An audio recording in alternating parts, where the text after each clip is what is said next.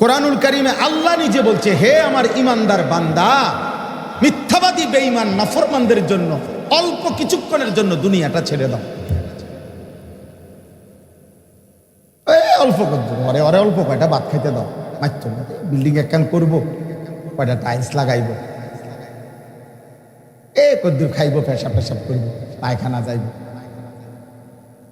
লজ্জাস্থানের চাহিদা পূরণ করবে, নাচবে গাইবে, নারী দেখবে, নর্তকী দেখবে, উলঙ্গ ছবি দেখবে, নাটক দেখবে, সিনেমা দেখবে, সিদ্ধিয়া ঘুম থাকবো জানোয়ারের মতো। কিসের আল্লাহ, কিসের নামাজ, কিসের রুকু, কিসের সেজদা? কে মানুষ কে জানোয়ার? কোনো তফাৎ নাই। আল্লাহ বলো বাদ দাও, কয়টা দিন দাও, ছেড়ে দাও। ওয়াদারনি, আল্লাহ বলছেন ওয়াদারনি, অর্থ হলো আমি আল্লাহকে ছেড়ে দাও, আমার কিছু কইও না। আল্লাহ নাফরমানকে দুনিয়া খাওয়ান কেন? আল্লাহ বলে কিছু মনে করো না, ওরে ওরে একটু দাও, আমি দিচ্ছি, বাদ দাও। এই সিটার বাটফার এগুলারে দাও, সুদখোর, কিস্তিখোর, হারামখোর এগুলারে দাও তো, মাত্র অল্প কয়দিন দাও।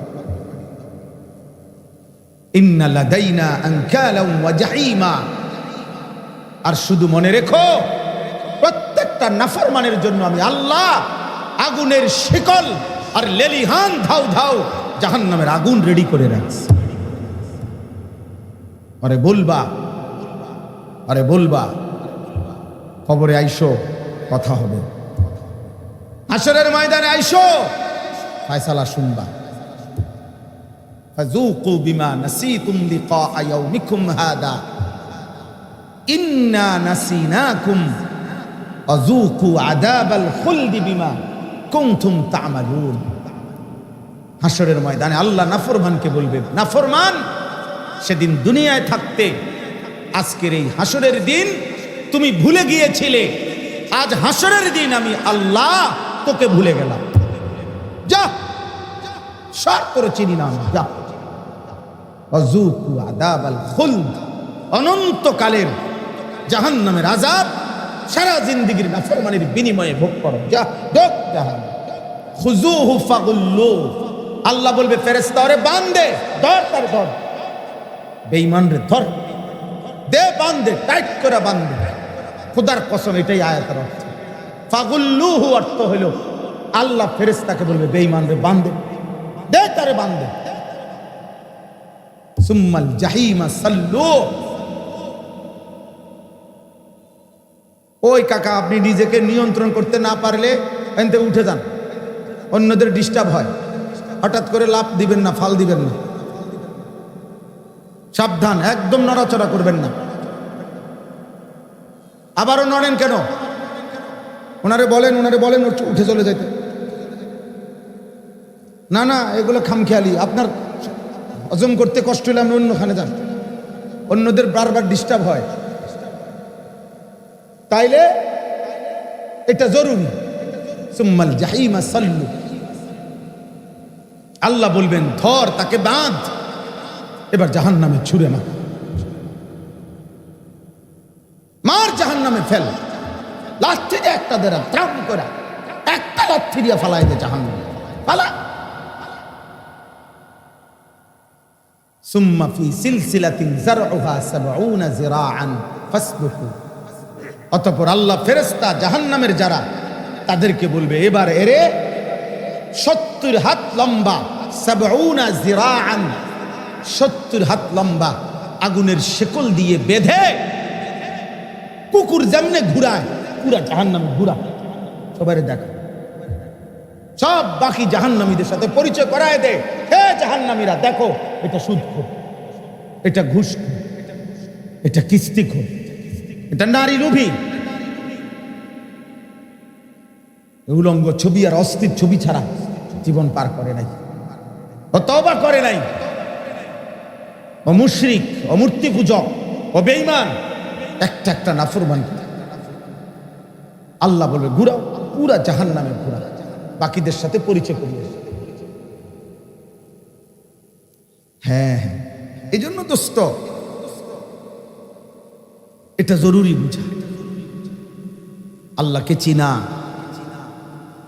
আত্ম উপলব্ধি, নিজেকে বুঝা অনেক বড় নিয়ামত। ভাত খানা তেমন কোনো নিয়ামত না, ভাত খানা এত আশ্চর্য কোনো নিয়ামত। ভাত প্রতিটি খাও না, এটা বিরাট কিছু না, কারণ সর্বোচ্চ 3 থেকে 3.5 ঘন্টার ভিতরে এটার ফলাফল ঘোষণা হয়ে যায় বাথরুমে। হ্যাঁ, ভাত মাছ গোস্ত বিরিয়ানি খাচ্ছি, যেটাই হোক, যত উৎকৃষ্ট খাবারই হোক, এটা ফলাফল হয়ে যায় অল্প সময়। ঘন্টা 4 পরে এগুলা বাথরুমে আবার জমা হয়ে যায়, তার ফলাফল খুব দ্রুত ঘোষণা হয়। কিন্তু সেজদার ফলাফল ঘোষণা হবে হাসরের ময়দান। কোরআনুল কারীমের এক এক শব্দের ফলাফল ঘোষণা হবে হাসরের ময়দান। ফালা তা'লামু নাফসুম মা উখফিয়া লাহুম মিন কুররাতি আ'য়ুন জাযাআম বিমা কানু ইয়ামালুন। আল্লাহ তাআলা বলেন, বন্ধু, আমার একটা একটা জান্নাতি বান্দার জন্য আমি আল্লাহ জান্নাতে এমন নিয়ামত রেডি রাখেছি, গোপন করে রেখেছি, পরে যখন দেখাবো জান্নাতে নিয়া, এক নজরেই আমার বান্দার চোখ ঠান্ডা হয়ে যাবে। আর আল্লাহর পক্ষ থেকে ফেরেশতা তখন বলবে, হে আল্লাহর বান্দা, আপনার সারা জিন্দেগীর ঈমান আমলের বিনিময়ে আপনার জন্যই জান্নাত। জাযাআম বিমা কানু ইয়ামালুন, আপনার সারা জিন্দেগীর আমলের বিনিময়ে। চলেন ভাই, অতএব এই কথাটাই বুঝাইতে চাইতেছি, যে কথার থেকে আমি চলে গেছিলাম। একটা একটা ছেলে মেয়েকে দিন থেকে বঞ্চিত করা, আল্লাহ থেকে বঞ্চিত করা, নামাজ থেকে বঞ্চিত করা, কোরআনুল কারীম পড়তে জানে না ছেলে মেয়ে, স্ত্রী, সন্তান, পরিবার, ওই পরিবারের অভিভাবকের জন্য, ওই বাবার জন্য খোদার কসম এর চাইতে বড় লজ্জা, ঘৃণা, আফসোস, ব্যর্থতা আর কিচ্ছু হইতে পারে না। পৃথিবী বেটা তুই 10 বার কেন বেটা, দুনিয়া পুরাটা তোর বাড়িতে নিয়ে আয় বেটা। এরপরও আমরা উচ্চ কণ্ঠে বলবো, যে পরিবার, যে অভিভাবক তার সন্তানকে, পরিবারকে আল্লাহ চিনাইতে পারে নাই, সেজদা চিনাইতে পারে নাই, আল্লাহর কোরআন চিনাইতে পারে নাই, রবের পরিচয় চিনাইতে পারে নাই, রাসূলুল্লাহ সাল্লাল্লাহু আলাইহি সাল্লামের সুন্নাত চিনাইতে পারে নাই, দিন মানাইতে পারে নাই, ওই পরিবার, ওই বাবার 60 বছর বৃথা ব্যর্থতা ছাড়া আর কিছু।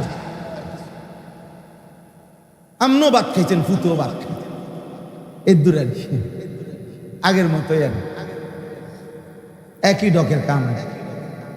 দাদা কইছে বানতাম দান, বানতে আছি, ও দাদা বিজা দান, আর বিজা দানে ধান কি হয় না, বাইর হয় না। ঢেকির মধ্যে ভিজা ধান যত বাড়িয়ে দেন, ধান থেকে চাউল কি হয় না, আলাদা হয়, থেতলাইয়া যায় ধান, মাগার কি বাইর হয় না, চাউল বের হয়। এটা আমাকে গ্রাম্য ভাষায় কি কয়, দাদা কইছে বানতাম দান, বানতে আছি কি দান, ও দাদা।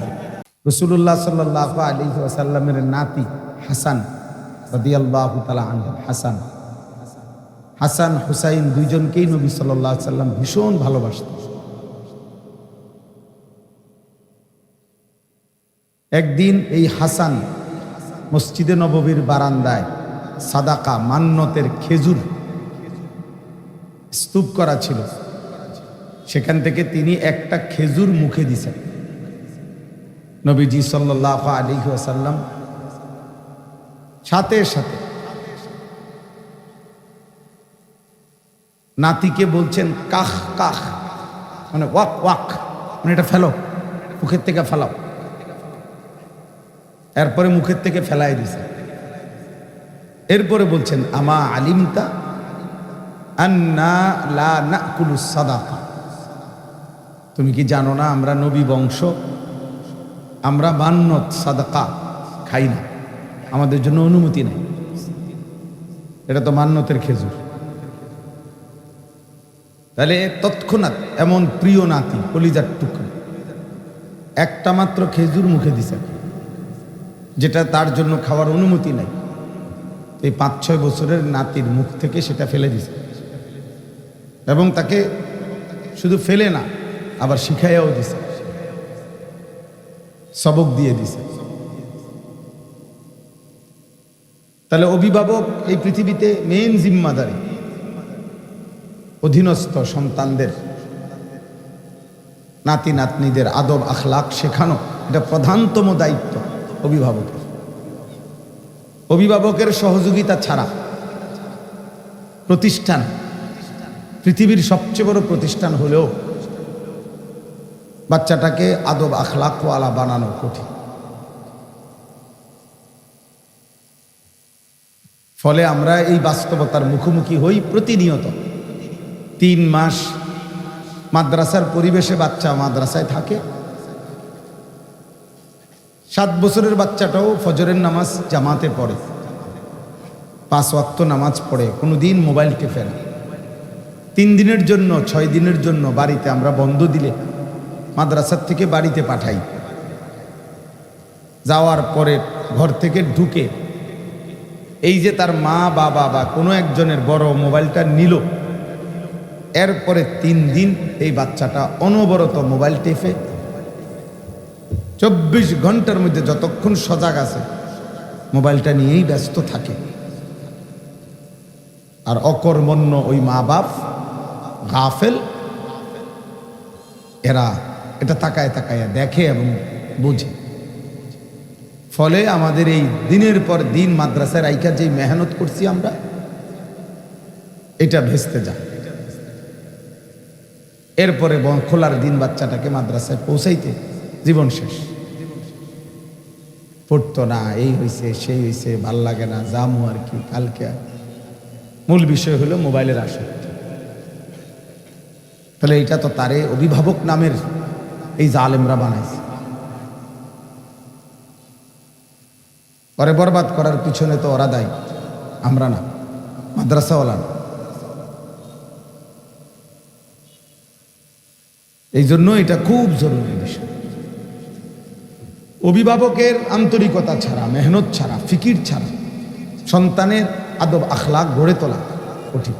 উপার্জনকারী প্রাণী বানানো যায়, ইকোনমিক্যাল এনিমেল। বহু প্রতিষ্ঠান বহু কিছু পড়াইয়া উপার্জনকারী, মানে ছেলেটা কোনো না কোনো পদ্ধতিতে রোজগার করা শিখছে, ইনকাম আর কি, চাকরি হয়েছে, বেতন পায়, টাকা কামাই করে, এটা হইতে পারে। কিন্তু ইনসান হওয়া ভিন্ন কিছু। কারো চাকরি হইলে সে মানুষ হয়েছে, বিষয়টা এটা না। কারো বেতন পাইতেছে, এটা সে মানুষ হয়েছে, এটা না। সে উপার্জনকারী প্রাণী হয়েছে, মানুষ হওয়া ভিন্ন কথা, আলাদা বিষয়। এই জন্য আজকের এই বস্তুবাদ, আধুনিকতার এই পৃথিবীতে ইউরোপের মূল থিম এটা, বক্তব্য এটা, যে ম্যান ইজ ইকোনমিক্যাল অ্যানিমেল। মানুষ একটি অর্থনৈতিক প্রাণী, যার সৃষ্টির বেঁচে থাকার উদ্দেশ্য হল উপার্জন। আর আমাদের ইসলামের ভাষায় মানুষ আল্লাহ তাআলার সৃষ্টি, যার সৃষ্টির উদ্দেশ্য আল্লাহ তাআলার গোলামি করা। সম্পূর্ণ চিন্তা চেতনা ভিন্ন। এজন্য দুনিয়াদারদের সবক হইল যে কোনোভাবে কোনো না কোনো একটা রোজগারের ব্যবস্থা করতে পারছে, মা বাবা সন্তুষ্ট, তৃপ্ত, যাক আল্লাহর মেহেরবানি, আল্লাহ শুকর। কামাই রোজগারের একটা লাইন আছে, চাকরি হোক, ব্যবসা হোক, দোকান হোক, বিদেশ হোক, পয়সা কামাই করে। আমরা এটা ভাবি না। মাদ্রাসার ফিকির এটা না। কোরআনুল কারীমের মধ্যে আল্লাহ তাআলা বলছেন, আল্লাযী খালাকাল মাউতা ওয়াল হায়াতা লিয়াবলুয়াকুম আইয়ুকুম আহসানু আমালা। আল্লাহ তাআলা বলেন, আল্লাহই মৃত্যু সৃষ্টি করেন, আল্লাহই জীবন সৃষ্টি করেন। আর আল্লাহ বলতেছেন, জীবন আমি কেন দিলাম, হায়াত আমি কেন দিলাম, এই রাত, এই দিন, এই সকাল দুপুর, ঘন্টা, মিনিট, সেকেন্ড, তোমার এই বয়স 10 বছর, এখন 12, 14, 16, 18, 20 কেন দিলাম? আল্লাহ তাআলা বলেন, লিয়াবলুয়াকুম, তোমাদেরকে পরীক্ষা করার জন্য, আইয়ুকুম আহসানু আমালা, তোমাদের কার আমল কতটা সুন্দর। আমলের সৌন্দর্য, বন্দেগীর সৌন্দর্য, ইবাদতের সৌন্দর্য পরীক্ষা করার জন্য আমি জীবন দিয়েছি, হায়াত দিয়েছি। আমি আল্লাহ তাআলা হায়াত দিয়েছি। তাফসীরের মধ্যে আছে আল্লাহ তাআলা বলেন আহসান বলতে বুঝাইছে আওরাউ আন মাহারিমিল্লাহ ওয়া আসরাউ ফি তাআতিল্লাহ। আমি আল্লাহ দেখতে চাই আমার একটা একটা গুনাহ ছেড়ে দেওয়ার ক্ষেত্রে কে কত বেশি সতর্ক, এবং আমার একটা একটা বন্দিগি আদেশ পালনের ক্ষেত্রে কে কত বেশি দ্রুত গতি সম্পন্ন, কতটা দ্রুত আমার ইবাদত পালন করে, কতটা বেশি আমার নিষেধ থেকে বিরত থাকে। আমি এটা পরীক্ষা করার জন্য হায়াত দিছি। এটা উদ্দেশ্য। এই জন্য উদ্দেশ্যের এই ভিন্নতার কারণে আমাদের মাদ্রাসার সাথে স্কুল কলেজ জেনারেল ওয়ালাদের জীবনও মিলত। আরো চেষ্টা করলে হবে। আমাদেরকে তাদের মতো বানাইতে পারতেন না, তাদেরকেও আমাদের মতো বানাইতে পারতেন, কোনোদিনও হবে না। আমরা সম্পূর্ণ ভিন্ন চিন্তা চেতনা। আমাদের ফিকির একদিকে, ওনাদের ঢাকা চিটাঙের যাত্রী একই বাসে আপন গন্তব্যে পৌঁছবেন, ভিন্ন বাসে উঠতে হবে। এই দুইজন যাত্রী, একজন ঢাকা যাবে, একজন চিটাগং যাবে, দুজনরে এক বাসে উঠাই দিল হইতো, কোনোভাবেই এটা পৌঁছবে না গন্তব্যে। বরং একজনের ভুল হবে, কারণ দুটা যদি ঢাকা যায় তো একজনের গন্তব্য ঠিক আছে, আরেকজনের ভুল। দুটা যদি চিটাগাং যায় তাহলেও একজনের গন্তব্য ঠিক আছে, কিন্তু আরেকজনেরটা কি? সে তো চিটাগাং যাইতে চায় না, সে তো ঢাকা যাবে। অর্থাৎ ঢাকা চিটাগাংয়ের যাত্রী এক বাসে কি তুলে দিলে হবে, তুলে দিলে হবে। আমাদের চিন্তা চেতনা, কোরআনুল কারীমের বক্তব্য স্পষ্ট, লিয়াবলুয়াকুম আইয়ুকুম আহসানু আমালা। এই মাত্র হাফেজ সাহেব এই মাত্র এখানে বসে কোরআন শরীফ পড়ছে, এই এখন যেটা পড়ছে, অহুয়াল্লাযী জাআলাল লাইলা ওয়ান নাহারা খিলফাতান, সূরা ফুরকানের পড়ছেন, লিমান আরাদা আন ইয়াযাক্কারা আও আরাদা শুকুরা। আল্লাহ তাআলা বলেন আল্লাহই রাত এবং দিন তোমাদের জন্য সৃষ্টি করেছেন, বানাচ্ছেন পর্যায়ক্রমে, খিলফাতান ধারাবাহিকভাবে, একবার রাত একবার দিন, একবার দিন একবার রাত। আল্লাহই এটা বানায়, রাত শেষে দিন হয়, দিন শেষে রাত হয়। আল্লাহ তাআলা বলেন এটা আল্লাহই করছেন। কেন? আল্লাহ নিজেই বলছেন দুই উদ্দেশ্যে, আমার যে বান্দাগণ আমি আল্লাহর জিকির, আমার স্মরণ, আমার বন্দিগি করতে চায় তাদের জন্য, আর দ্বিতীয় আমার যে বান্দাগণ আমার শুকর কৃতজ্ঞতা আমি আল্লাহর আদায় করতে চায় তাদের জন্য। অতএব কোনো সিটার বাটপার, কোনো সুদখোর কিস্তিখোর, কোনো হারামখোর অবৈধ উপার্জনকারী নাফরমানের জন্য রাত আসে না, দিন আসে না। ওই বেঈমান নাফরমানের জন্য সূর্য ডুবে না, সিটার বাটফারের জন্য না, হারামখোরের জন্য না। সূর্য এই জন্য ডুবে না, সূর্য এই জন্য ডুবে ইমানদার মাগরিবের নামাজ পড়বে, এই জন্য। রাত এই জন্য হয় ইমানদার এশার নামাজ পড়বে। রাত্রি এজন্য গভীর হয় মুমিন তাহাজ্জুদ পড়বে। সুবহে সাদিক ভোর এজন্য হয় মুমিন ফজরের নামাজ পড়বে। এজন্য আল্লাহর কৃতজ্ঞতা আদায় করবে। এজন্য দিন যারা মানে, কোরআন যারা মানে, আল্লাহকে যারা সেজদা করে, দিন যারা শিখে গ্রহণ করে, আল্লাহর কসম তাদের বরকতে বাকি সিটার রাখা, বাকি দুনিয়াদার গুলো এগোদের উসিলায় খায়, এদের বরকতে। এ পিচ্ছি পিচ্ছি তালেব এলেম এগুলো 7-8 বছর 9 বছরের বাচ্চাগুলো রাতের 4টা বাজে হেফজ খানায় হাফেজ সাহেবের কাছে মালিকের কোরআন সবক শোনায়। হেফজ খানার তার সবচেয়ে গুরুত্বপূর্ণ কাজ নতুন মুখস্থ করা পড়াটা শোনায় ফজরের আগে আগে। রাত্রি যখন নীরব, সবাই যখন ঘুমে, রবের রহমত সবচেয়ে বেশি তখন নাজিল হয়। এজন্য সেই চূড়ান্ত রহমত নাজিলের বিশেষ স্পেশাল মুহূর্তে এই ছোট্ট বাচ্চা আল্লাহর কালাম হাফেজ সাহেবের কাছে সবক শোনায়। আল্লাহ তাআলা বলে, তোর বরকতে আমি পৃথিবীতে আলোকিত করলাম, বাকিদেরকে দুনিয়া ভোগ করতে দেবে। তাহলে এই যেই সমস্ত নাফরমান 365 দিন খোদার একটি বছরে, এক বছরে মানুষ নামের যেই হাইওয়ান, মানুষ নামের যেই পশু, মানুষ নামের অযোগ্য একদিনও যে ফজরের নামাজ পড়ে না, এই নাফরমানের জন্য সূর্য ওঠে না, এই হাইওয়ানের জন্য সূর্য ওঠে না, এই জন্তুর জন্য দিন হয় নাই।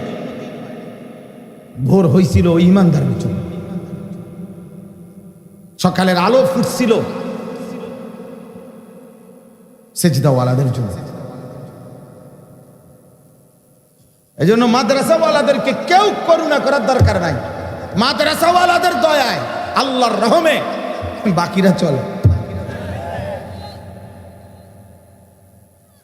মাদ্রাসাওয়ালাদের উপরে তুমি অনুকম্পা করতে হবে না, তুমি দয়া দেখাইতে হবে না, টকশুতে তুমি মাদ্রাসা নিয়ে ভাবতে হবে না। তুমি তো তোমার বাপ নিজে চিন্তা করো, বুদ্ধিজীবী মাদ্রাসা নিয়ে চিন্তা করার দরকার নেই। দুনিয়া আমরা নেব না, এই বুঝ করেই আমরা চলছি। আমরা এটাই সবক শিখাইছি। দুনিয়া আমাদের পুরা লাগবে না, পুরা দুনিয়া আমরা নেব না। ওয়াদারনি ওয়াল মুকাদ্দিবিনা উলিন নি'মাতি ওয়া মাহহিলহুম কালিলা। অতএব এটা জরুরি বিষয়। আমরা মাদ্রাসার ইসলামী সম্মেলন কোরআনুল কারীমের যে আয়াতটুকু আমি পড়েছি, 3 নম্বর সূরা, সূরা আলে ইমরানের 164 নম্বর আয়াত, এই 164 নম্বর আয়াতটি আমি তেলাওয়াত করেছি। আল্লাহ তাআলা এই আয়াতের মধ্যে বলতেছেন, লাকাদ মান্নাল্লাহু আলাল মুমিনিন ইদ বাআথা ফীহিম রাসূলাম মিন আনফুসিহিম। আল্লাহ তাআলা বলেন, সমস্ত ঈমানদার মুমিন, সমস্ত মুমিনদের উপরে আল্লাহ তাআলা সবচেয়ে বড় সর্বশ্রেষ্ঠ অনুগ্রহ করেছেন, দয়া করেছেন। কি? আল্লাহ নিজে বলেন, সেই শ্রেষ্ঠ দয়া আমি রবের ঈমানদারদের জন্য, আমার মুমিন বান্দাদের জন্য। ইয বাআসা ফীহিম রাসূলাম মিন আনফুসিহিম, আমি তাদের মাঝে, তাদেরই মাঝ থেকে আমার শ্রেষ্ঠতম রাসূল, আমার সর্বশ্রেষ্ঠ বন্ধু, আমার হাবিব, আমার নবী, আমার রাসূলকে আমি তাদের জন্য দিলাম, পাঠাইলাম, তাদেরকে দিয়ে দিলাম। এটাই হলো ঈমানদারের উপরে আমি আল্লাহ তাআলার সবচেয়ে বড় দয়া। নবীকে দিলেন। আমাদের একজন রাসূল আছে, আমাদের একজন নবী আছে, যিনি সরদারে দু আলম, যিনি সৈয়দুল আম্বিয়া, নবিয়ুল আম্বিয়া, নবিয়ে দু জাহান, নবিয়ে দু শাহান, নবিয়ে দু আলম, যিনি সৈয়দুর রসুল, মুসাদ্দিকুর রসুল। আল্লামা ইকবাল বলছেন, আছে খুবা হামাদারন্দ তু তনহাদারি।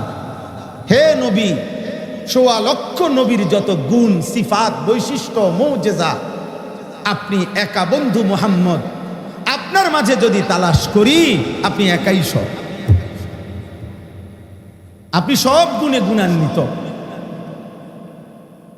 আপনি সব রঙে রঙিন, আপনি সব সাজে সজ্জিত, আপনি সব গুণে গুণান্বিত।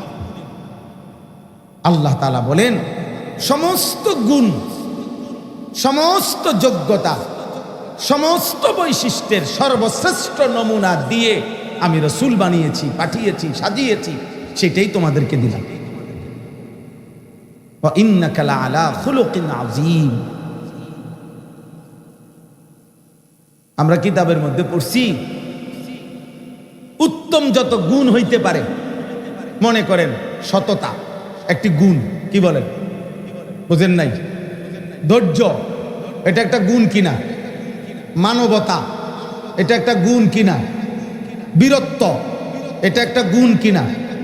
এরকম যত রকমের গুণ হইতে পারে কল্পনা করতে পারেন, প্রত্যেক গুণ ওই গুণটাকে যদি বলা হয় যে তুমি গুণের সর্বশ্রেষ্ঠ নমুনাটা কেমন হইতে হয়, কেমন হইলে হয়, এটা একজন মানুষের আকৃতি ধরো, তুমি আমগরে দেখাও, সততার সর্বোচ্চ নমুনা কেমন হবে এমন একজন মানুষ দেখাও। আপনি ন্যায়পরায়ণতাকে বলেন, সর্বোচ্চ ন্যায়পরায়ণতা কেমন হইতে পারে এমন একজন মানুষ তুমি দেখাও, হে ন্যায়পরায়ণতা। ধৈর্যকে বলেন, হে ধৈর্য, সর্বোচ্চ ধৈর্য কেমন হইতে পারে এমন একজনের নমুনা তুমি দেখাও। এইভাবে যেই কোনো গুণকে আপনি বলেন তোমার গুণটা সর্বোচ্চ কেমন হওয়া উচিত, এটার একটা নমুনা, স্যাম্পল আমাগরে দেখাও। কিতাবে লিখছে খুদার কসম, প্রত্যেকবারে যার আকৃতি ভেসে উঠবে, প্রত্যেক গুণের চূড়ান্ত পরিচয় দিতে গিয়ে তিনি শুধুই একজন মুহাম্মাদুর রাসূল সাল্লাল্লাহু আলাইহি ওয়াসাল্লাম। তিনি একজন, সততায় যিনি শ্রেষ্ঠ, ন্যায়পরায়ণতায় যিনি শ্রেষ্ঠ, ধৈর্যে যিনি শ্রেষ্ঠ, বীরত্বে যিনি শ্রেষ্ঠ, দানশীলতায় যিনি শ্রেষ্ঠ, সব গুণে যিনি শ্রেষ্ঠ। ইজ বাআসা ফীহিম রাসূলান, তাফসীরের মধ্যে আছে রাসূলান, এই তানবিন, তানবিনে তাযীম, এক শব্দ আল্লাহ বলছে রাসূলান, এই লান, এই শব্দটা তানবিন আছে এখানে। আরবি গ্রামারের নিয়ম অনুপাতে এই তানবিনটি শ্রেষ্ঠত্ব বুঝায়। তার মানে আল্লাহ তাআলা বলেন যত রকমের শ্রেষ্ঠত্ব তুমি জানো বা জানো না, ভাবতে পারো, বুঝতে পারো, সব শ্রেষ্ঠত্ব দিয়ে আমি যেই রসুলকে সাজিয়েছিলাম সেই রসুল তোমাদেরকে দিল, সেই নবী তোমাদেরকে দিল, যার জীবনের 24 ঘন্টার কোনো সেকেন্ডে ন্যূনতম কোনো ত্রুটি, কমতি, ঘাটতি নাই, নাই। এমন শ্রেষ্ঠতম রসুল আমি ইমানদারকে দিলাম। লাকাদ মান্না, আমি দান করলাম, সর্বোচ্চ হাদিয়া দিলাম। আল্লাহ তাআলা বলেন সেই রসুল সমস্ত শ্রেষ্ঠত্ব পূর্ণাঙ্গ করে, সব গুণে পূর্ণ করে যেই রসুলকে আমি পৃথিবীতে ইমানদারদের জন্য দিলাম, সেই রসুলকে আমি 3টা দায়িত্ব দিলাম। কয়টা দায়িত্ব? 3টি। কোরআনুল কারীমের 4টা আয়াত, সূরা বাকারাতে 2 বার, কোরআনুল কারীমের সূরা আলে ইমরানে 1 বার, সূরা জুমআ 28 পারা একটা সূরা আছে, ওই সূরাতে 1 বার, এই মোট 4 বার এই একই কথা আল্লাহ বলছে, একের সেম কথা, হুবহু এক কথা, যে আমি আল্লাহ তাআলা এই পৃথিবীতে আমার রসুলকে, আমার শ্রেষ্ঠতম রসুলকে, আমার বন্ধুকে, আমার হাবিবকে 3টি উদ্দেশ্যে পাঠিয়েছি। 1 নাম্বার, ইয়াতলু আলাইহিম আয়াতিহি, তিনি আমার বান্দাদের সামনে কোরআনুল কারীমের বিশুদ্ধ তেলাওয়াত করবেন। আমার একটা একটা ইমানদার বান্দাকে, তার একটা একটা ইমানদার উম্মতকে তিনি কোরআনুল কারীম তেলাওয়াত করবেন, কোরআনুল কারীমের তেলাওয়াত শিখাবেন, কোরআনুল কারীমের বিশুদ্ধ উচ্চারণ শিখাবেন, কোরআনুল কারীমের তেলাওয়াতের ভালোবাসা তার অন্তরে বসিয়ে দেবেন, কোরআনুল কারীমের সহি তেলাওয়াত তার জবানে উচ্চারণ করাবেন। এটা আমার নবী প্রেরণের, রসুল প্রেরণের 1 নম্বর উদ্দেশ্য। কে বলেছেন? আল্লাহ বলেছেন। 2 নাম্বার, ওয়ায়ুযাক্কিহিম, যাবতীয় মন্দ, অসৎ, খারাপ যত চরিত্র, অন্তরের যত কুস্বভাব, ভিতরের যত মন্দ স্বভাব, যত কুমন্ত্রণা, কুরিপু, যত অসৎ চরিত্র হইতে পারে, সমস্ত মন্দ অসৎ চরিত্র অন্তর থেকে দূর করে এই অন্তরটা, ভিতরটা সর্বোত্তম চরিত্রের আলোকে রঙিন করতে, সাজিয়ে দিতে, পবিত্র করে দিতে আমি আল্লাহ তাআলা আমার রসুলকে পাঠাইলাম। এই দ্বিতীয় উদ্দেশ্য। তিনি আবু বকরের দিল যেমন সাফ করে দিয়েছেন, তো তার হাতের শেষ সাহাবীর দিলটাও তিনি সাফ করেছেন। প্রথম সাহাবী যেমন উত্তম আখলাকওয়ালা ছিল, শেষ সাহাবীটাও উত্তম আখলাকওয়ালা ছিল। আল্লাহ তাআলা বলেন এটা করার জন্য আমি আমার রসুলকে পাঠাইলাম। তাজকিয়া, তাজকিয়ায়ে নফস, ইসলাহে নফস, আত্মিক পরিশুদ্ধি, আত্মিক পবিত্রতা, অন্তরাত্মা আলোকিত করা। আর 3 নাম্বার, ওয়ায়ুআল্লিমুহুমুল কিতাবা ওয়াল হিকমা। একদম সহজ কথা হলো, অনেক ব্যাখ্যা আছে, সহজ কথা হলো আমার কোরআন আর আমার বন্ধুর সুন্নাহ, আমার বন্ধুর জীবনের সমস্ত কিছু, হাসি কান্না, আনন্দ বেদনা, রাত দিন, সকাল দুপুর, ব্যক্তি ঘর পরিবার, সংসার বাজার ব্যবসা, দেশ রাষ্ট্র রাজনীতি, চলা ফেরা, উঠা বসা, হাঁটা চলা, পেশাব পায়খানা, অজু গোসল, আহার নিদ্রা, লেনদেন, সংসার, সব কিছু একেবারে প্রত্যেক হারাকাত, প্রত্যেক সাকানাত, প্রতিটা স্থিরতা, প্রতিটা নড়াচড়া আমার বন্ধু যেভাবে করেছে সেই প্রতিটা সুন্নাত এবং আমার কোরআন, এই কোরআন এবং সুন্নার আলোকে আমার ইমানদার বান্দাকে, তার ইমানদার উম্মতকে হাতে কলমে শিখাইয়া দেওয়া, বুঝাইয়া দেওয়া, জীবন গঠন করে দেওয়া কোরআন সুন্নার আলোকে, এই উদ্দেশ্য দিয়ে আমি পাঠিয়েছি। কয়টা হলো? 3। কোরআনুল কারীমের বিশুদ্ধ তেলাওয়াত, কোরআনুল কারীমের এক এক অক্ষরের তেলাওয়াত শেখাবার জন্যে আমি রসুল পাঠিয়েছি। 2, অন্তরাত্মাকে যাবতীয় মন্দ আখলাক থেকে পবিত্র করে উত্তম রঙে, উত্তম আখলাকে, উত্তম চরিত্রে সুসজ্জিত করার জন্যে আমি রসুলকে পাঠিয়েছি। কোরআন এবং সুন্নার আলোকে জীবন গঠন করে দেওয়া, ঘর সংসার বাজার ব্যবসা লেনদেন আয় উপার্জন, ব্যক্তি পরিবার দেশ রাষ্ট্র রাজনীতি, মানে এক কথা আমার ইমানদার বান্দার প্রতিটা নড়াচড়া, প্রত্যেকটা বিষয় কোরআন সুন্নাহর আলোকে কেমনে হবে ওইটা হাতে কলমে বুঝায় দেওয়া, শিখায় দেওয়া, প্র্যাকটিক্যাল শিখিয়ে দেওয়া, গড়ে দেওয়া, এই উদ্দেশ্যে আমি রসুল পাঠিয়েছি। তাহলে নবীজি সাল্লাল্লাহু আলাইহি সাল্লাম এই পৃথিবীতে আসলেন কয়টা উদ্দেশ্যে বলেন না আপনারা? 3টা উদ্দেশ্যে। এবার আল্লাহ শেষ কথা বলছেন, ওয়া ইন কানু মিন ক্বাবলু লাফি যালালিম মুবিন। আল্লাহ তাআলা বলেন এই 3টি ব্যতীত আমার বান্দাগণ ইতিপূর্বে ছিল, মানে এই 3টি পাওয়ার আগ পর্যন্ত, এই 3টি যার মধ্যে নাই, যার জীবনে অর্জন করতে পারে নাই, তো এমন সকলেই ছিল লাফি যালালিম মুবিন, স্পষ্ট গোমরাহ পথভ্রষ্ট, একদম সাফ বা লাফি যালালিম মুবিন। কোরআনুল কারীমের বিশুদ্ধ তেলাওয়াত এটা যার জিন্দিগিতে নাই, আল্লাহ তাআলা বলেন সে স্পষ্ট পথভ্রষ্টতায় আছে। অন্তরাত্মা পবিত্র করা মন্দ অভ্যাস আখলাক থেকে এই ফিকির, এই চেষ্টা, এই মেহনত, এই সাধনা যার মধ্যে নাই, সে স্পষ্ট পথভ্রষ্টতার মধ্যে আছে। কোরআন এবং সুন্নাহর আলোকে জীবনের সকল কিছু গড়ার চেষ্টা, ফিকির, মেহনত যার মধ্যে নাই, আল্লাহ তাআলা বলেন এমন মুসলিম পরিচয়ধারী, এমন প্রত্যেকেই ভুলের মধ্যে, দালালতের মধ্যে, ভ্রষ্টতার মধ্যে আছে। এবার আমি কেন পড়লাম এই আয়াত, আপনাদের কাছে স্পষ্ট এই কথা বুঝাইতে চাই। কুমিল্লা জেলা কওমি মাদ্রাসা সংগঠন লালমাই উপজেলা শাখার উদ্যোগে আজকের এই সম্মেলন 1866 সনে মে মাসের 30 তারিখ ভারতের হিন্দুস্তানের দেওবন্দ ইউপি প্রদেশ, এখন এই প্রদেশের দেওবন্দ এলাকায় আমাদের প্রথম একটি ডালিম গাছের নিচে একজন শিক্ষক একজন ছাত্রের মাধ্যমে, শিক্ষকের নাম ছিল মাহমুদ, ছাত্রের নামও ছিল মাহমুদ, এই দুইজন শিক্ষক একজন ছাত্র একজন, একজন শিক্ষক একজন ছাত্রের মাধ্যমে 1866 সনের 30শে মে একটি ডালিম গাছের নিচে সর্বপ্রথম একটি মাদ্রাসা শুরু হয়েছিল।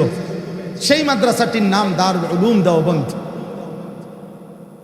আজকে ঠিক বরাবর 160 বছর। আপনি 2026 থেকে 1866 বাদ দিলে, বিয়োগ করলেই যেটা দাঁড়াবে ওইটাই 160। আপনি মোবাইল দিয়ে ক্যালকুলেটর দিয়ে দেখতে পারেন। 160 বছর ধরে এই পৃথিবীব্যাপী, গোটা পৃথিবীতে, গোটা বিশ্বে যেখানে মানুষের অস্তিত্ব আছে, যেখানে মুসলমানের অস্তিত্ব আছে, যেখানে ইমানের শব্দ আছে, একেবারে স্পষ্ট কথা, গায়ের জোরের কথা না, মাইক পাইছি দেখে এই জন্য না, খোদার কসম এটা কোনো গায়ের জোরের কথা না, এটাই সত্য, এটাই ইতিহাস, এটাই পৃথিবীর বাস্তবতা, এটাই সত্য কথা।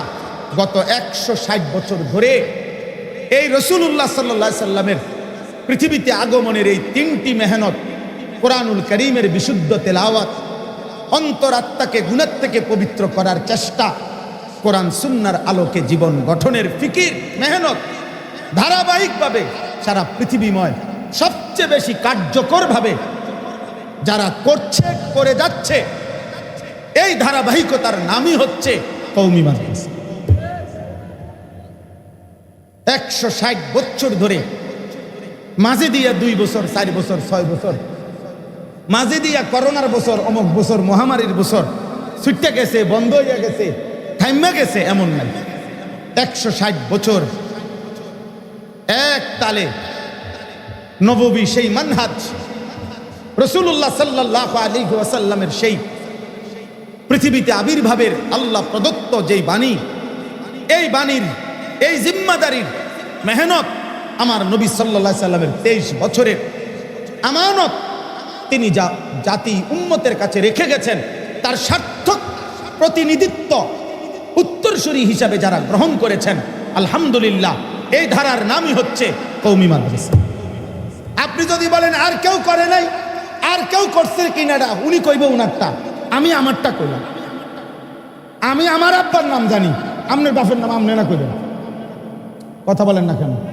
আপনার আব্বার নামটা আমার বলা দায়িত্ব না, আমি কি জানিনি আপনার আব্বার নাম? তো আমি কওমি মাদ্রাসার ছাত্র, আমি কওমি মাদ্রাসার সন্তান, আমি কওমি মাদ্রাসাকে লালন করি, আমি কওমি মাদ্রাসাকে ভালোবাসি। আমি আমারটার প্রমাণ দিলাম। পৃথিবীর যেই কোনো অঞ্চলে সেখানে মানুষের অস্তিত্ব আছে, গোটা পৃথিবীতে যেখানে 3 ঘন্টার জন্য সূর্য ডোবে আবার সূর্য উঠে যায়, যেখানে 2 ঘন্টার জন্য অন্ধকার হয় আবার সূর্য ওঠে, খোদার কসম সেখানেও কওমি মাদ্রাসার তালেবে এলেম, কোনো না কোনো মাদ্রাসার কোনো না কোনো তালেবে এলেম খেদমত করছে। হ্যাঁ, আমার বন্ধু, আমার সাথী, একসাথে পড়ালেখা করছি কুমিল্লা রানীর বাজার মাদ্রাসায়। আমার সেই সাথী আজকে না হয়তো 23 বছরের বেশি আফ্রিকা মহাদেশে, আফ্রিকার গহীন অঞ্চলে সে দিনই খেদমত করছে। আমার সাথী, বাংলাদেশি, আমার ক্লাসমেট, আমি চিনি সেই বন্ধুকে। আফ্রিকা থেকে চিঠি পাঠাইছে, দোস্ত আপনি আমারে, এমন 200 জন তালেবে এলেম ফারেগিন, দাওরায়ে হাদিস পাশ করা, জীবনের তরে যারা মাতৃভূমি হিজরত করে, ত্যাগ করে আল্লাহর কালেমার খেদমতের জন্য, দ্বীনের জন্য আফ্রিকার এই অনাথ অভুক্ত মানুষগুলোকে আল্লাহর দিকে ফেরাবার জন্য জীবন কোরবান করবে, জীবন বাজি রাখবে, এমন 200 মানুষের তাকাজা দিলাম। আপনি আমারে দেন, আমি একজনও দিতে পারি না, কই পাম? অর্থাৎ কি পরিমাণ প্রয়োজন, কি একজন ভাই শুধু, ওনার লম্বা চিঠি আছে আমার কাছে। এই জন্য বললাম কওমি মাদ্রাসা শুধুমাত্র একটি শিক্ষা প্রতিষ্ঠান না, কওমি মাদ্রাসা আলহামদুলিল্লাহ ওয়ারাসাতুল আম্বিয়া, নবীদের ওয়ারাসাত, উত্তরাধিকারের সার্থক প্রতিনিধি। বলেন আলহামদুলিল্লাহ। হ্যাঁ, আপনি যদি কারো তর্ক করতে মন চায়, কারো যদি সঠিক তথ্য প্রমাণ জানতে মন চায়, আপনি যাইবেন, আমাকে খবর নিয়েন। আমরা তো তাদের দেশ থেকে আসছি না, আমরা তো এই দেশেরই মানুষ। বুঝেন নাই কথাটা?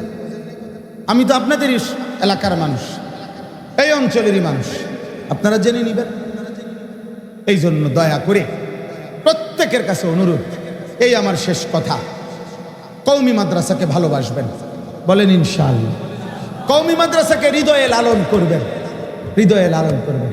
আল্লাহ তাআলার ভালোবাসার হক আদায়ের জন্য, আসমানওয়ালা রবের ভালোবাসার জন্য আলহামদুলিল্লাহ গত 160 বছরে কওমি মাদ্রাসার তালেবে ইলম উলামায়ে কেরাম মদিনার আকা রাসূলুল্লাহ সাল্লাল্লাহু আলাইহি সাল্লামের ইজ্জত, সম্মান, মর্যাদার জন্য যতবার কলিজার খুন, তাজা রক্ত এই জমিনে দিয়েছে, গোটা পৃথিবীতে তার বিকল্প দৃষ্টান্ত পেশ করা ইনশাআল্লাহ কঠিন হবে, কঠিন কঠিন হবে, কঠিন হবে।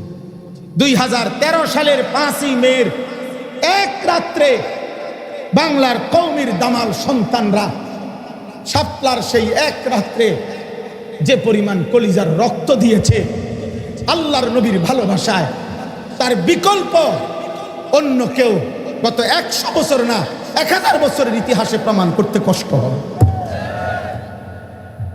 কষ্ট হবে ইনশাআল্লাহ। অতএব আল্লাহর ভালোবাসায়, রাসূলুল্লাহ সাল্লাল্লাহু আলাইহি সাল্লামের ভালোবাসায় উলামায়ে দেওবন্দ কওমি মাদ্রাসা কোনোদিন আপোষ করে নাই, কোনোদিন না, কোনোদিন না। আপনি কারো বিচ্ছিন্ন 1 জন 2 জন 4 জন 5 জনের কোনো বিচ্ছিন্ন ত্রুটি আপনি পুরা সম্প্রদায়ের উপরে চাপাই দিতে পারেন না। কথা বোঝেন নাই আমার? একটি বিশাল বড় সাগরে অনেকখান দিয়ে ঢেউ খেলতে পারে। অতএব কওমি মাদ্রাসার এক বিশাল ধারায় কোথাও কোনো কারো ব্যক্তিগত ত্রুটি যে কোনো রকমের এটা হতেই পারে। কারণ হলো কওমি মাদ্রাসা মানে, বা কওমি মাদ্রাসা ছাত্র ওস্তাদ মানে সারাদিন ক্লাস করে রাইতে গিয়ে বেহেশতে থাকে, এটা তো এমন না। কথা বলেন না কেন? এ তো পৃথিবীতে থাকে। আর শয়তান সকলকেই ওয়াসওয়াসা দেয়, দেয় কি না বলেন? আর শয়তান সকলকে ওয়াসওয়াসা দিতে গিয়ে যেখানে যাকে কোনো না কোনো গুনাহের মধ্যে লিপ্ত করতে পারে সেটা তো ভিন্ন বিষয়, কিন্তু একটি মহান ধারা, একটি ধারাবাহিক ঈমান ইসলামের খেদমত, আলহামদুলিল্লাহ এটা ঐতিহাসিকভাবে এই আসমান, এই চাঁদ, এই সূর্য, এই চন্দ্র, এই পৃথিবী বারবার দেখছে কওমির সন্তানরা উলামায়ে দেওবন্দ আল্লাহ আল্লাহ রসুলের ভালোবাসায়, দ্বীনের ভালোবাসায় গত 160 বছরে 1000 বার, লক্ষ বার প্রমাণ করেছে।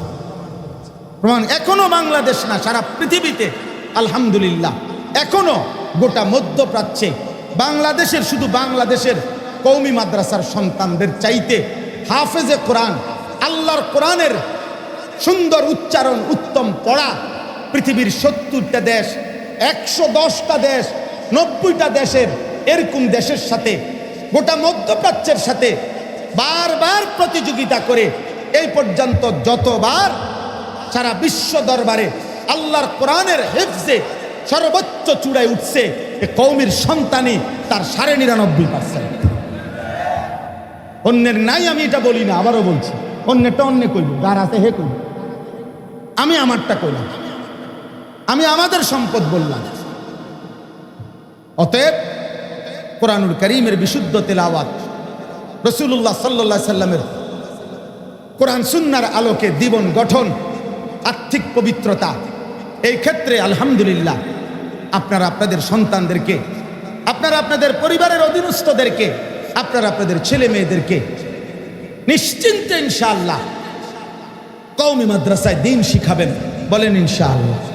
কওমি মাদ্রাসাকে ভালোবাসবেন, উলামায়ে কেরামকে ভালোবাসবেন, আপনাদের সাধ্যমতো আপনারা দান করবেন, সাদাকা করবেন, আপনারা আন্তরিকতা দেখাবেন।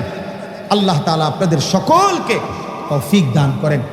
এবং শেষ কথা, সমস্ত স্কুলের ছেলেরা, কলেজের ছেলেরা, জেনারেল পড়ুয়া বন্ধু আমার, বয়স্ক বাবা চাচা, আপনাদের কাছে ওইটা কথা, আপনারা মুসলমান হিসাবে আমাদের নবীর সাথে ভালোবাসার দাবিতে বলছি, আপনাদের প্রত্যেকে যেই লাইনে পড়েন কিংবা পড়েন না, আল্লাহর কোরআন বিশুদ্ধ করা এটা আপনার ইমানি দায়িত্ব।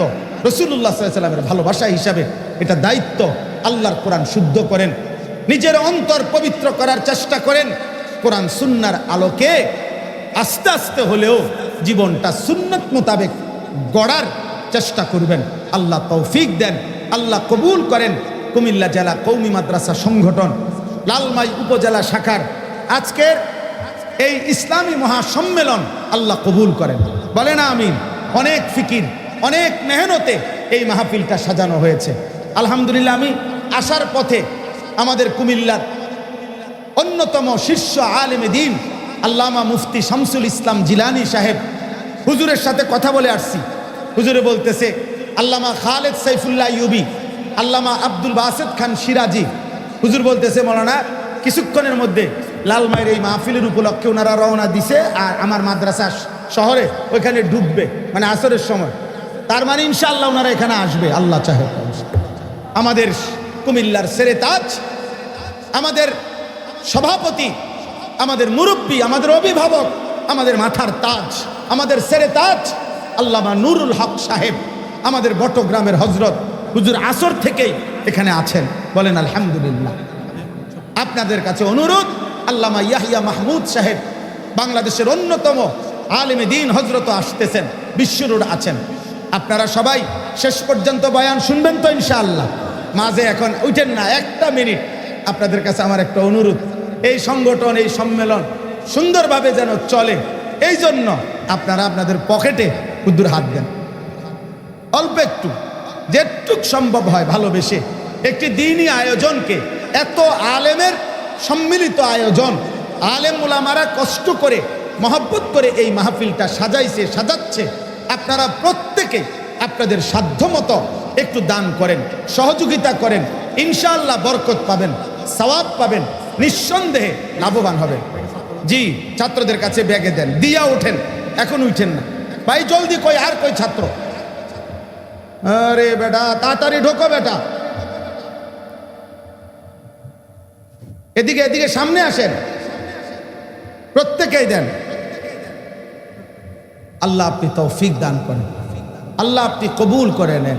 আপনাদের প্রত্যেকের, যুবক ভাই তোমরাও দাও, নওজোয়ান 100 টাকা হলে 100 টাকাই দাও, 50 টাকা হলে 50 টাকাই দাও। দোস্ত আমার, বন্ধু আমার, আমি অনুরোধ করছি, ছেলেরা, বাবারা, ওলামায়ে কেরামের সবগুলো নসিহত শুনবেন, ইনশাআল্লাহ বরকত হবে।